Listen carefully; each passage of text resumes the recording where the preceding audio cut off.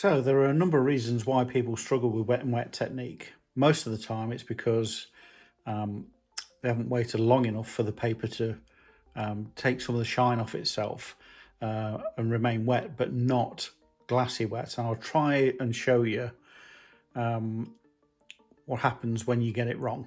I mean, I've done this loads of times, so I'm hoping I can repeat it for this video. So on this bit of paper, I'm going to wet the whole of this half of the paper. Okay, now that is, trust me, is sopping wet. And the way we can tell is because if you hold it up to the light, I don't know whether you can see that or not, you'll have a sheen on that paper. You'll literally be able to see the reflection of the light that I'm using in the paper. Now, don't get me wrong, you can paint straight into this,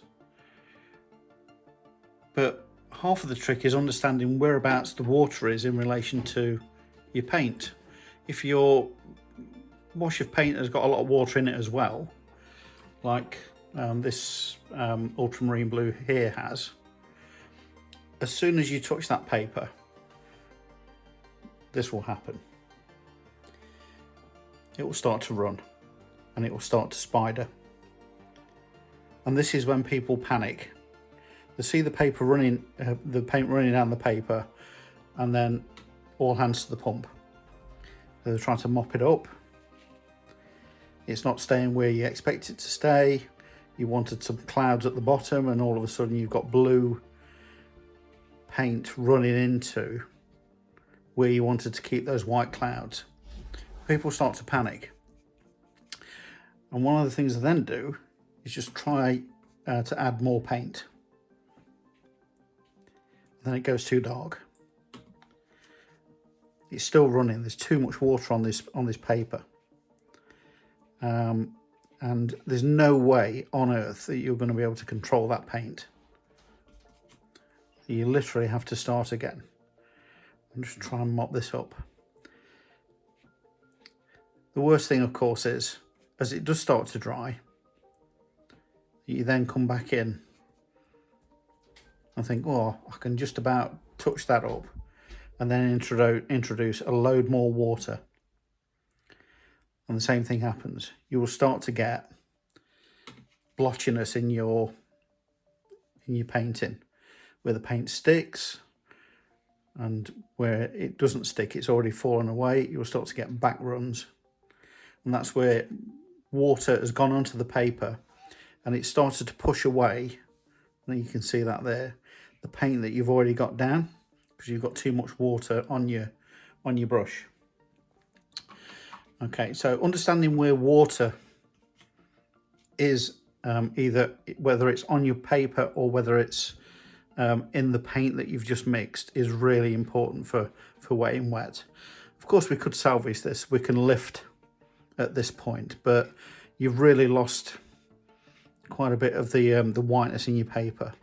And if you were trying to preserve that for, say, where the light's coming from, or for a cloud or whatever, you've really not got the best chance to do that.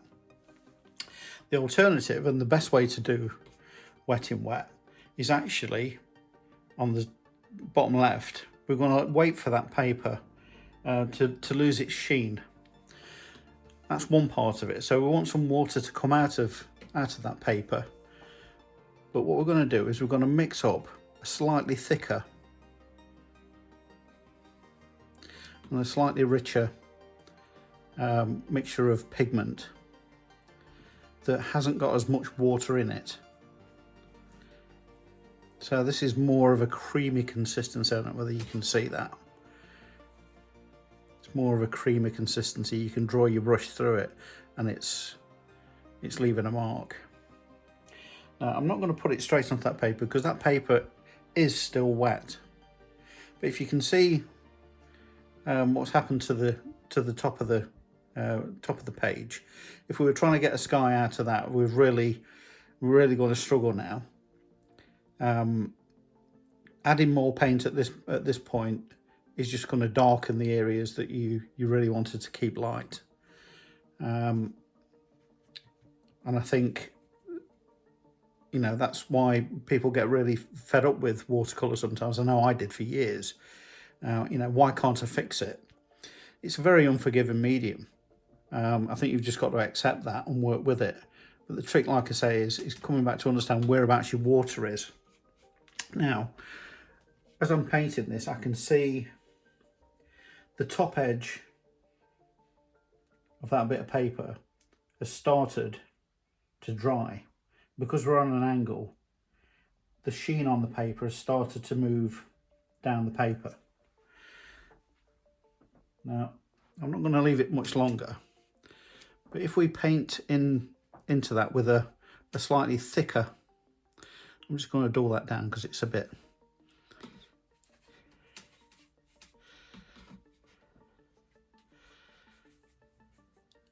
let's just neutralize that a bit. There's a bit more pigment in that paint. And now what I'm going to do is just knock a bit off the paintbrush and start to create some shapes. Now, can you see? It's not running as much. I can create the cloud shapes where I want them to go, especially in the top half of the paper. And I can use a damp brush just to maneuver that paint around the paper. It's a lot more controllable. But the beauty of wet in wet, of course, is it's giving you that soft transition. The edges aren't sharp. And that's really the use of water that gives you that that control over those edges. If you're doing something like a sky, there's very little in the way of sharp edges in a sky, but you will have. Let me introduce a bit more paint here, maybe some shadows on the bottoms of clouds. That would be typical of a British summer scene. You know, we don't get pristine skies all the time in the UK. And of course, this will dry lighter than it's going on. Okay. The bottom left is more controlled. You've not got it running all over the place, and I've got the clouds where I want them. The one at the top, I'm pretty much going to give up on, because I don't think I could solve that now, even though there's probably only a couple of minutes difference between me wetting the whole thing. So what's the point of this? Well, the point of it really is to make sure that you understand whereabouts your water is. Is it on the paper or is it in the paint? If it's on the paper already, you don't need as much water in your paint mix. And if there's too much water on your paper, that glassy sheen is something that you want to just wait for it to subside before you then put in your wet mixture, and you'll get a more controllable painting experience as a result of that.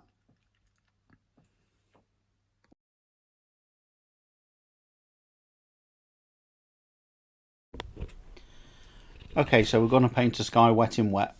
I'm just wetting the paper, and while that's drying, I'll start to mix my colours. Now, the colours I'm using today are cerulean blue, cobalt blue, touch of ultramarine blue, burnt umber, and cadmium red light.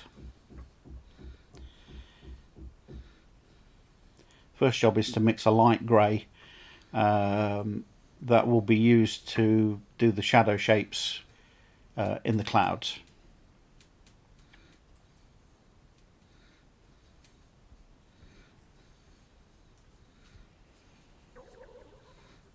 Now, the best way to neutralise a bright blue like that to get to a grey is to add burnt umber.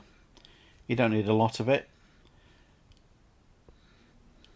but if you get the balance right between the blue and the burnt umber, you'll end up with a really nice neutral grey.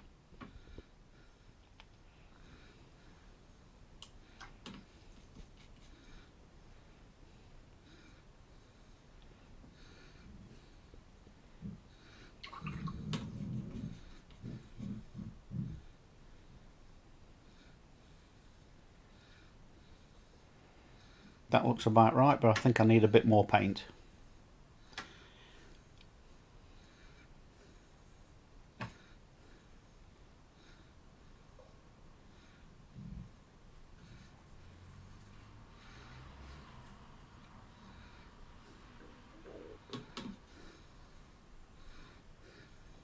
Okay, I'm just going to touch a bit of cadmium red into this to move it towards a purpley sort of grey. And now I'm just going to make up a little bit more of the cerulean and cobalt blue, which will be the blue of the sky. Won't need as much as that.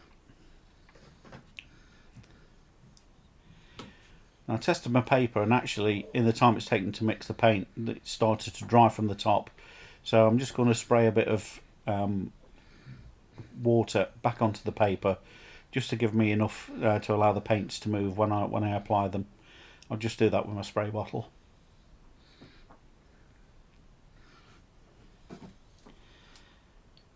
And I'm very loosely going to take the blue colour and define the shapes of the white clouds. So just imagine this is a typical British summer day with a broken sky. You can see the blue, but you can also see a fair bit of white cloud making up the sky.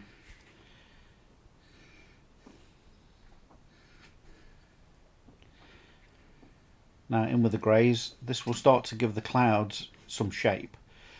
All the shadows tend to fall to the bottom of the clouds where the light gets obscured, but don't neglect the sides of the clouds, because they themselves will have some sort of shape in them. It just won't be as dark. And this is where wet in wet technique really comes to the fore, because you can allow that dark paint to just blend and move on the paper.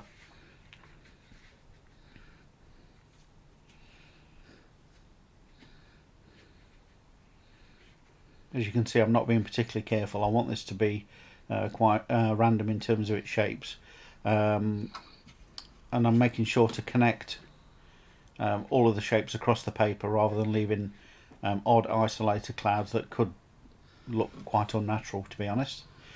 I'm just mixing up the purpley grey now, so in with a bit of cadmium red and ultramarine blue and a bit of burnt umber as well to get back to a grey. That looks good.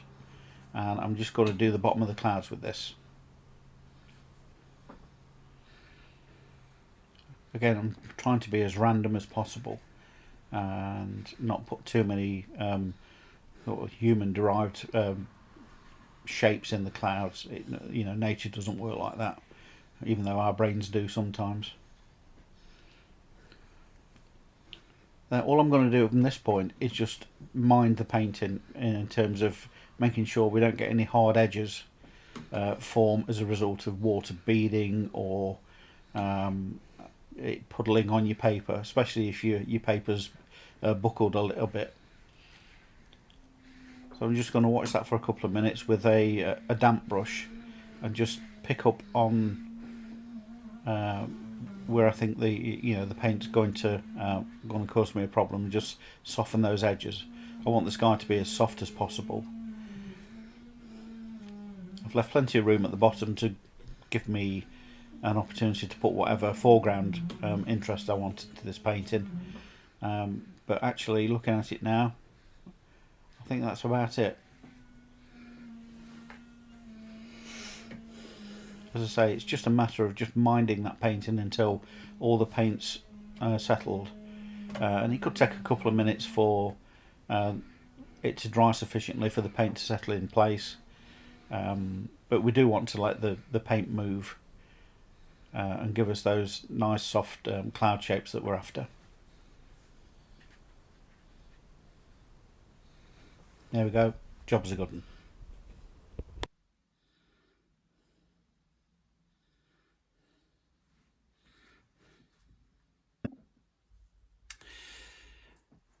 Okay, so this is about dry. Let's test that with the back of my hand.